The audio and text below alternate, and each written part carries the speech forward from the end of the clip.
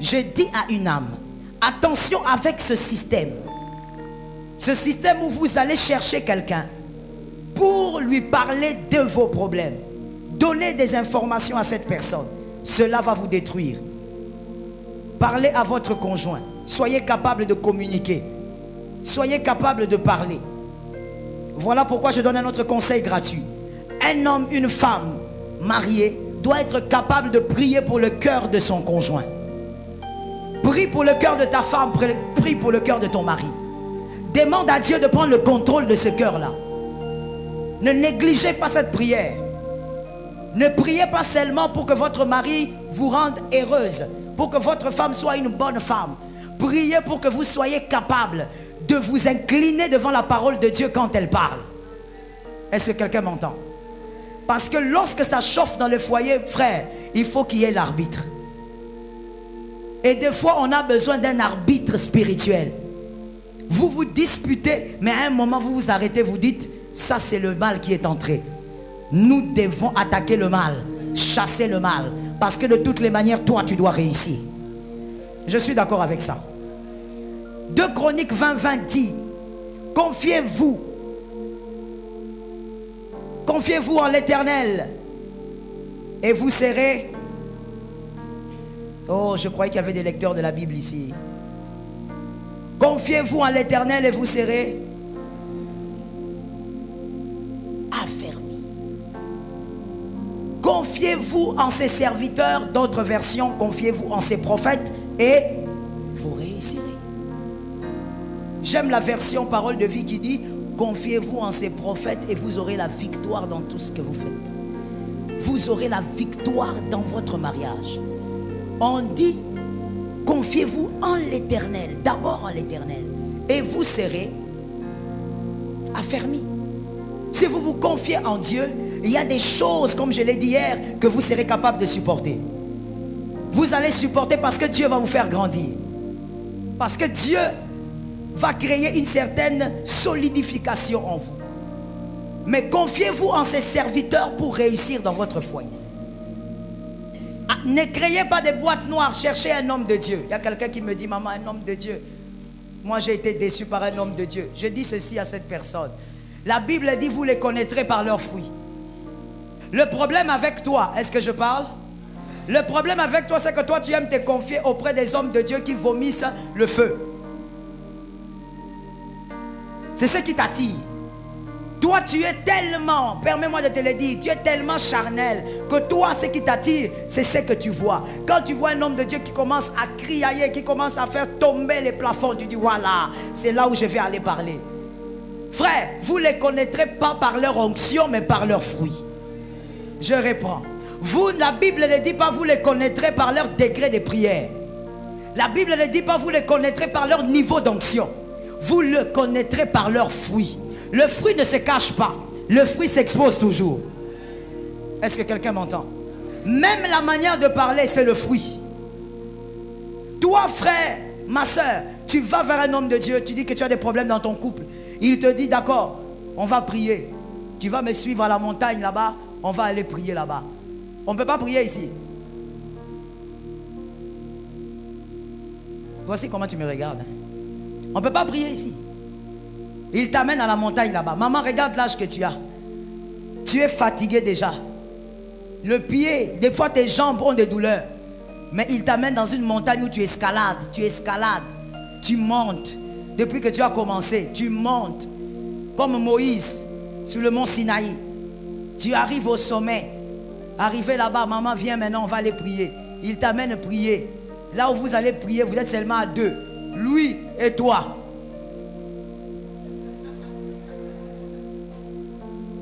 Vous priez seulement à deux. Lui et toi. Je parle ou je laisse? Lorsque Dieu a créé la femme et l'homme, frère, ils étaient qu'à deux, en dehors des animaux. Mais deux, comme Adam avait dit, la personne qui lui ressemblait, c'était cette femme-là. Et donc, Adam ne pouvait que coucher avec cette femme-là. Parce qu'en regardant la girafe n'était pas comme celle-là. En regardant l'innocéros, Il n'était pas comme cette femme-là. Je suis en train de t'amener quelque part. En regardant l'ours, ce n'était pas comme cette femme. Mais quand il a regardé la femme, il dit oui, elle est différente, elle est comme moi. Est-ce que quelqu'un m'entend? Toi maintenant sur cette montagne-là, tu es avec ces papas-là. Et toi maman, vous deux vous ressemblez. Les fourmis sont différents. Les serpents. Maman, tu vas descendre de là. Tu étais monté avec des problèmes de ton foyer, mais tu vas descendre avec des problèmes de dos. Tu vas descendre avec des problèmes. Donc tu es monté avec autre chose, tu descends avec autre chose. Pourquoi est-ce qu'il faut seulement qu'on aille là-bas? Non, les gens de prière, que tu as des problèmes dans ton foyer, c'est très fort. Alors viens un peu, entre dans mon bureau. Tu entres dans son bureau, il ferme la clé, à clé. Ça, c'est de quel genre de prière il faut fermer la porte à clé? C'est pourquoi les gens, des filles aussi qui tombent dans des choses comme ça, je dis, tu es une aventurière. Il ne faut pas faire semblant. Tu savais là où tu allais. Tu savais que tu allais à l'abattoir. Et tu as accepté d'être la brebis. On ferme le bureau à clé pour la prière. Est-ce qu'on a besoin de fermer le bureau à clé pour la prière? Est-ce que quelqu'un m'entend bien? C'est quel genre de serviteur, auprès de qui aussi tu confies le problème de ton foyer? Je parle, hein? Je risque de choquer des gens ici. Toi, tu es dans une église. Voilà pourquoi j'ai toujours dit, glorifie le Seigneur si tu es dans une bonne église. Arrête de faire des caprices, glorifie vraiment le Seigneur. Quand tu es dans une bonne église, Dieu te fait grâce. Acclame le Seigneur et prie pour ton église. Est-ce que quelqu'un m'entend? Parce que tu n'imagines pas ce qu'il y a dans cette ville. Tu es loin d'imaginer. Toi, tu vois un monsieur qui est dans une église. Son pasteur lui répète toujours, ta femme, ta femme, elle est très belle, hein? Et lui aussi, le pauvre innocent, il dit, ah, c'est papa. Oui, papa, merci papa. Ah, merci papa. Ah, merci. Oh, ta femme. Sa femme lui donne toujours des bouffées de chaleur. Lui donne des bouffées de chaleur. Vous allez le voir là dans l'église. Oh, vous voyez, Ève, elle était belle comme la femme du frère. Mais sa femme à lui, il est là. Sa femme, lui, il dit jamais qu'elle est belle. Seulement la femme de ses frères là. Toi aussi, tu es là, tu dis que oh, c'est papa. Mon frère. Corner. Corner. Je ne dis pas des choses qui se passent en enfer, je parle des choses qui se passent dans cette ville. Corner. Et tu es là, tu dis, ah, les hommes de Dieu sont des aventuriers. Non, je vais tuer ça maintenant et tout de suite. Les hommes de Dieu ne sont pas des aventuriers. Les gens que toi tu as choisis, ce sont ces gens-là qui sont des aventuriers. Parce que toi, tes yeux sont biaisés. Tu choisis les mauvaises personnes. Assume tes mauvais choix. Donne-moi un amen. Non, donne-moi un amen. Tu fais des mauvais choix. Pourquoi toi tu choisis seulement des mauvaises personnes? Parce que tu es attiré vers les mauvaises choses. Dis-moi qui tu es, je te dirai. Non, c'est l'inverse. Dis-moi qui tu fréquentes, je te dirai qui tu es. Toutes les bonnes personnes qu'il y a ici à qui, toi tu ne tombes pas sur eux. Toi tu tombes seulement sur des aventuriers. Qu'est-ce que tu cherches alors en réalité? Ceux qui ne se ressemblent pas ne peuvent pas s'assembler. Est-ce que quelqu'un m'entend bien? Ceux qui ne se ressemblent pas ne peuvent pas s'assembler. Mon frère, même si tu me vois venir prêcher dans ta belle maison ici, c'est parce que je sais qu'on se ressemble. Si on ne se ressemblait pas, tu n'allais même pas écouter parler de cette invitation. Ah, je ne dépose pas mes pieds partout. On bâtit la réputation pendant des années, mais on la détruit dans une minute. Je ne mets pas mes pieds partout. Quoi? L'envie de toucher ça? La réputation avant les micros. Est-ce que quelqu'un m'entend bien? Choisis les hommes de Dieu par l'esprit. Saint-Esprit, est-ce que je peux aller là-bas? Et le Saint-Esprit t'a même aidé. Il t'a dit, même si je ne parle pas, regarde les fruits. Toi, tu as un problème de couple. Tu vas vers un divorcé. Ah, je vais parler. Tu vas vers un divorcé pour qu'il te donne des conseils. Qu'est-ce qu'il va te donner comme conseil? Qu'est-ce qu'il te dira? Même s'il te donne un bon conseil, à un moment donné, il va toujours banaliser. Parce que lui, ce qu'il est en train de vivre est le fruit de ses choix d'hier qu'il a banalisé. Si tu veux sauver ton foyer, va vers un homme de Dieu qui honore le mariage. J'ai entendu 3 amens. Il y a un problème ici? Non, c'est maintenant qu'il faut me dire s'il y a un problème quelque part ici. Tu dis pas amen, pourquoi? Il y a un responsable divorcé. Si j'ai touché, je suis désolé. Hein? Tu veux sauver ton foyer. Ne va pas seulement... Frère, le foyer, le mariage, il est terrestre. Est-ce que tu sais qu'au ciel, tu ne seras pas marié? Ta femme, tu vas seulement la regarder au loin, tu la salues comme un canard. Ta belle femme là, elle ne sera pas ta femme au ciel. Oh, Bazoua, ça va finir ici. Là-bas, elle commencera à causer avec tout le monde. L'ange Gabriel, même ton ami là, elle va causer. C'est ici le mariage. Alors, comme c'est terrestre, observe aussi les fruits. Là où on honore le mariage, c'est là où tu peux mettre ton oreille. C'est cet homme de Dieu qui peut te dire quelque chose. Mon frère, je vais te parler, que quelqu'un me donne un amen. Frère, il n'y a aucun mariage sans problème. Cet amen là m'a dérangé. Il n'y a aucun mariage sans problème. Même le mariage que tu trouves le plus beau du monde, dans ce mariage là aussi il y a des problèmes.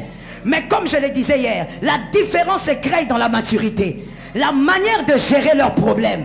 Alors mon frère, voici là où tu dois donner ton oreille. Quand tu as des problèmes avec ta femme, cherche un homme de Dieu qui vit avec sa femme. Malgré leurs problèmes, ils se tiennent la main comme ça. Ils ont décidé d'avancer. Malgré les vents violents, on reste dans la barque. Malgré les vents violents, ils restent dedans. Toi, tu crois que le mariage de qui c'est facile? Il n'y en a pas. Même celui qui te prêche le plus sur le mariage ne vit pas son mariage sans vent violent. Mais il y a une différence. Il y a des gens qui ont décidé, quand le vent violent arrive dans la barque, ils tiennent la barque jusqu'à ce que le vent va se calmer. C'est là où tu dois aller puiser tes conseils. Ne va pas n'importe où. Ne va pas créer toi-même ta chute et ton échec. Est-ce que quelqu'un m'entend? Toi, tu vas demander conseil auprès d'un homme, d'une femme qui se dit femme de Dieu, mais une femme qui est elle-même très arrogante, impolie. Son mari ne vient jamais à l'église. Elle dirige l'église, mais son mari ne vient pas à l'église. Allez savoir la suite. Elle dirige une église, mais son mari prie chez les voisins. Allez comprendre la suite. Ce n'est pas un endroit pareil que tu vas puiser tes conseils. Regarde les fruits.